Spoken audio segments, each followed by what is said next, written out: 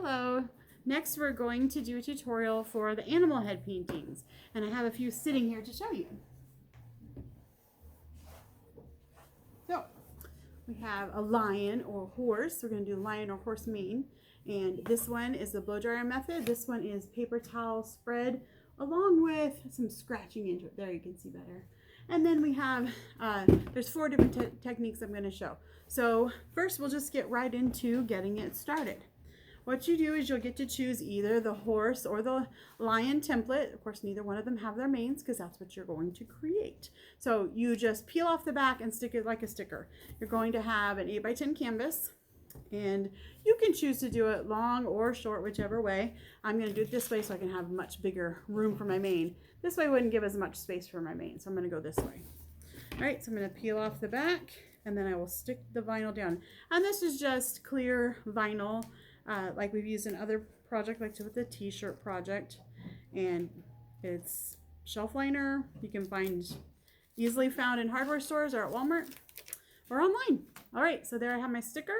And I'm going to choose to place it most of the way down and then most of the way over. I want to leave a little margin between the nose and the edge and a little margin between the bottom and the edge, and then have more space at the top where the ears are, because I think that the mane can kind of go up that direction a little bit. So I know it's clear, so hard to see, but you can kind of see the shadow. I have it placed, my horse head placed over here, so we'll be doing the main part here. But before we do that, you need to go and just rub all around and get it stuck down really good, because we want to avoid any seepage. We want it to seal onto that canvas so that when we're done, we'll peel that up and you'll have that resistant effect like you see here. It'll be white like the canvas. Okay, I'm going to tilt you down so you can see my work surface. There we go. And see all the things that I'm doing. All right, here we go. First thing you want to do is background. What we suggest is your background color and then up to 3 other colors. You don't have to do 3 other colors, but up to 3 other colors. For this one, and you can use your background color as one of your colors if you'd like. For this one, I'm going to do my background in purple. Then I'm going to use 2 colors for my mane. So here we go. Background painted first. So I'm just going to take that off. I just have a large brush so I can quickly cover the background, and that's what we'll get done first. And it doesn't need to be a big, heavy, it doesn't even need to be that great of a coverage, maybe more here on the edge, but this end over here behind the horse is going to get covered with all the other things. But do get, there's some cutouts in your template here, so definitely get your background color deep into those, because that's where you get the nice contrast effect. So definitely that area. So I'm kind of tapping my brush into those spots a little bit so that it's a little bit more coverage there. And if you want a really covered background, you could definitely let this dry and do another coat. I'm going to let it dry a little bit. I'm not even worried about it being all the way dry, just enough that I can still do the other part. So that's why I'm painting towards the front first, where the mane won't be, so that can be drying. And then I'm painting around, making sure I'm getting all the way up around my template, and then all the pieces. And of course, it doesn't really matter that it's on my template. I'm only covering the template, so I make sure I get it covered. I'm not missing a spot in any of those cutouts. So, and then a little bit back here to cover the background. And then that way, if any of the background shows through, it's not white. The only thing that'll be white will be your animal head. We just want to have a full, I'm just going to go over to give me some straight lines. And I like to go side to side on this particular project because I think it looks kind of like the wind whooshing one direction like that. Okay, you can see I still have plenty of that left in there. I could use that as a background color for another one, or I could use it as one of my other colors. So anyways, I'm going to wash out my brush real quick. Do that. Not that we're using it, we won't be using the brush for this part. But I just like to wash it out once I'm done using it. Okay, so there we go. And I'll wash it out a little better in the sink here when we're all done. So at least it's not full of paint. All right, so the next section will be to put down your colors. Now I'm going to let this dry for a little bit, so I'm going to go ahead and pause till it gets dry. I do like to have it at least mostly dry. It doesn't have to be completely dry, but I'm going to pause it for a little drying time. And we're back. So I let it get mostly dry. This is the method that we're going to use for this time. We're going to do paper towel where we just wet the edge of the paper towel. We lay it above where the edge is, a little further past. And then we just wet the edge and then you hold it up. You're only dragging the edge of the paper towel through it. And you just give it some motion. This one just I did a little bit of motion, but mostly sweeping back. So that's what we're going to do next. Okay, so I have just one of these half sheet panels and I have a little thing of water here. So what I'm going to do is just kind of fold it together so I dip just the end in there. That's all I want. You don't want it wet, so I'm going to squeeze it out. It's just damp. Just sit there. Okay, now I'm going to lay that aside. Next thing I'm going to do is I am just going to pour some paint in. And I want to do it a little bit like, so it's going to be stripes maybe. So I'm just going to put a glob here along the edge of the horse's neck where the mane would be. And I'm going to go ahead and use 3 colors because I have them here. And you just put the globs on like that. And then I'm going to come in between and put more globs. There and there. A little bit. Didn't leave as much room there. And there. And then I'm going to add one more color. And there's plenty of paint in these. And I'm just globbing it on there. You definitely want to have something underneath you when you're doing this. Just because you're going to push the paint right off the canvas. So you definitely want something under there. All right, and you can see I just globbed it all in a row like that. And I just started behind the ears and went all the way down the neck of the horse. All right, so now I'm gonna push my canvas all the way to the side here. Make sure those guys are out of the way so you can see it. And I'm gonna take this damp edge and I'm gonna place it on the canvas ahead of those globs and kind of stick that down. That was the point of getting it wet, to kind of just stick it down there. And that way it's stuck down and gives a weight. And then as we slowly drag it, you're going to swirl it however you want it to be swirled, as much or as little. And it just makes it all like a nice flowing mane. I love it. Kind of looks like ketchup and mustard. Wow. All right, there is my nice flowing mane. Now, you can go back over it if you want. You can see there's quite a bit of paint still on there. You could come up here and add a little more at the top. There's so many possibilities for what you could do. In fact, I'm going to just fold mine up a little bit like that because I think it would be fun to add a little swoosh coming up off the top. So I'm just going to do just a little swoosh like that. And I just gave just a little bit. To me, there's also a big clump right there. So I'm just going to go back over it. Now, you see that pushed off more. It also blends my colors, and it lifted a little bit so you can see some of my background color through.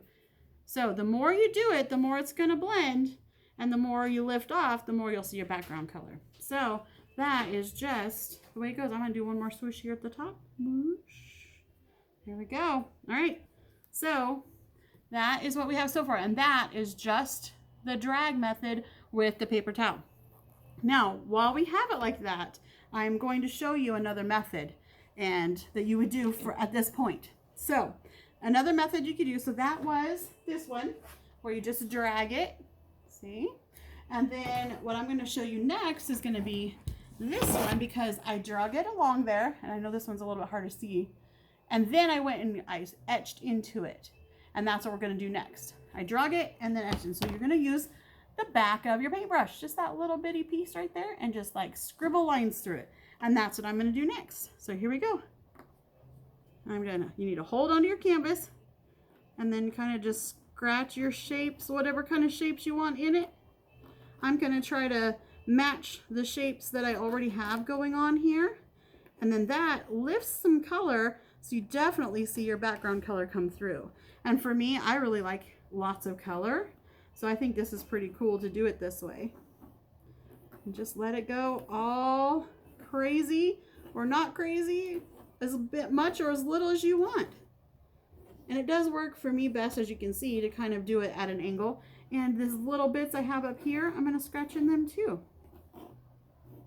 And just keep going until you feel that you have got enough scratches in it to satisfy your scratching needs. And I've done some that go all the way off the edge, and I've done some that don't go off the edge. So you just have to do it until you feel you have done enough. And sometimes you just have to say, okay, enough already, and be done. All right, so that's what I'm gonna do. Then wipe off the end of your brush. Okay, now what you have to do is let that sit aside and dry. You can see that it is pretty thick on there still. Let me hold it up so you can see, get a better look. It is pretty thick on there still, but how cool and crazy does that look? To me, it looks like a fall tree or something. I love it. So once that dries, let me peel up the template. But right now, I'm going to show you some other methods. We'll set this one aside to dry, and then I'll show you some other methods. I'm just gonna, instead of putting the stencil on, I just have these little mini canvases that I painted just to show you the other method. Normally you'd have your stencil on and then do the main by that. But instead we're just gonna do the next thing. All right, so we'll start with the silver one. I think it's a little more dry than the black one. And so I will just put the globs at one end just as if it were the other thing there. I'm gonna do those. Okay, so on the silver, I'm just gonna start with 2 colors, and I'm gonna put globs of paint as if this were the end of the stencil. And I'm just gonna do it like I did with the other, kind of round it around, put globs of paint there. And now I'll put, there's the red, and I'll put some globs of blue. Oh, sorry, this is blue. This is yellow. Some globs of yellow, a little bit. I will be doing blue. That'll be my 3rd color, sorry. So, and then grab my blue. We'll do some globs of blue. So a little blue there, there. And there we go. And you see I put bigger glob in the middle, lighter glob on the end. It doesn't really matter. Okay, so for this one, we're going to use the blow dryer method, which is awesome. But I'm actually going to turn it this way because I don't want it to blow off the end of the table. So I'm going to wipe my fingers real quick before I pick up my blow dryer. So this one, you just want to have it high speed blow dry. I'm going to hold on to the end where the stencil would be. I'm going to turn it on high and look. And you can, depending on which way you blow it, it makes a difference of where it goes. But you still want to hold on to it. And just follow those globs all the way out as far as you can.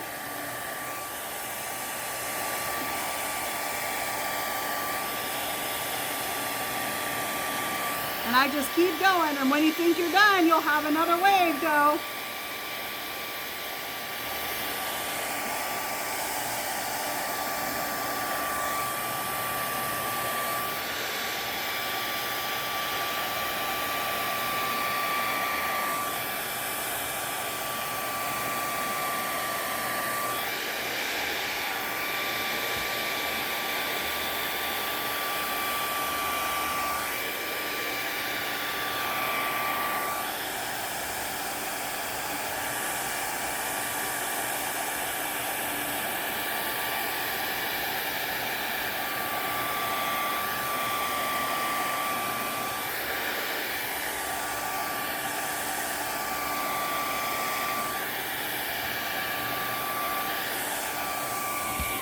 All right, I just keep doing that until it stops moving.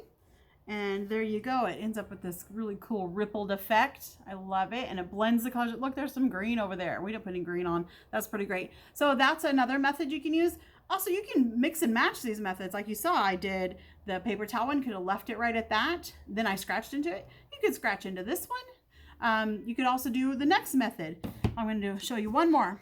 Okay, so I'm going to put blobs on here as if it were next to the stencil. So we'll pretend the stencil's over here at this end, and I'm just going to put blobs on here. Already painted the background. So there we go. Some of those blobs. I'm also going to do orange. If I can get the orange to come out. There we go. A little bit of orange. Come on, orange. Just need the blobs.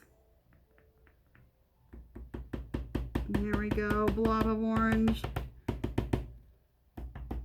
All right, and then I'm going to do a little bit of yellow. And we'll have purple, orange, and yellow.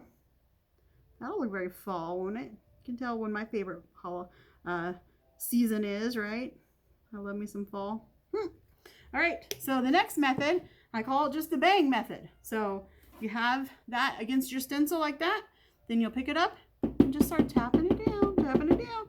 And you can leave it like that to where it stripes down, which I think looks pretty cool. And I'm gonna let it do that for a while. Just stripe on down. And then now that we've gotten some that have gone down to the edge, I'm gonna tap it this direction. And I'm gonna tap it a little bit this direction. And then I'm gonna tap it some more. And I'm just gonna keep kind of rotating it around until I get the look that I want, and just keep tap, tap, tapping it.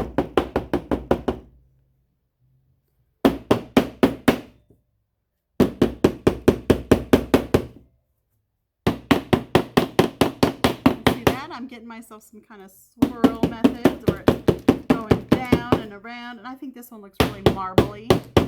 Pretty cool. A little more. Plus, maybe you'll get out a little aggression doing it this way. I don't know. Pretty cool. But I love how it goes from stripes into these like marbly swirls. Isn't that cool? Woo, I was about to wear that one like a print or something. So, again, you can mix and match. I just love that. That's probably my favorite. You can mix and match any of these. You can use the paper towel to spread it. You can etch into it. You can bang it around. Like this one, you know, I just went as far as it stopped until it stopped blowing. You could bang it around and get some more. So that's what's really cool about these. You can do all different things and they all look a little bit different, but totally cool.